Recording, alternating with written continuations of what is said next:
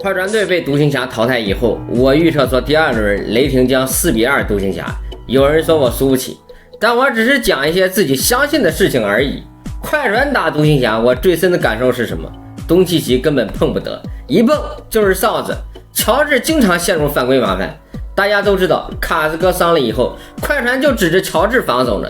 结果今年季后赛打独行侠，裁判场均吹乔治3.7个犯规，这你让快船怎么打？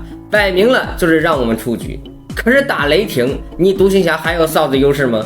你东契奇是阿哥，人亚历山大也是阿哥，没有哨子优势，独行侠就会很难办。雷霆的防守资源可比快船厚实多了，欧文也没那么好打。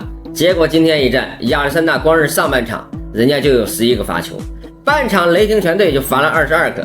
独行侠仰仗的防守选手华盛顿琼斯今天通通示范，连加福德也3个犯规。我看热线有独行侠球迷急了，说亚历山大根本碰不得。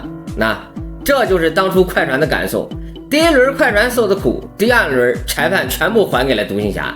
但是高低独行侠今天也罚了25个，劣势区3个罚球而已，不像快船队场均输6-7个罚球，裁判不帮忙，雷霆始终稳稳压独行侠一头。到了第4节，俄城新版哈登杰伦威廉姆斯直接爆发，装了半场他装不下去了，单节4投4中，弹无虚发砍下10分1板1助攻，直接收割独行侠。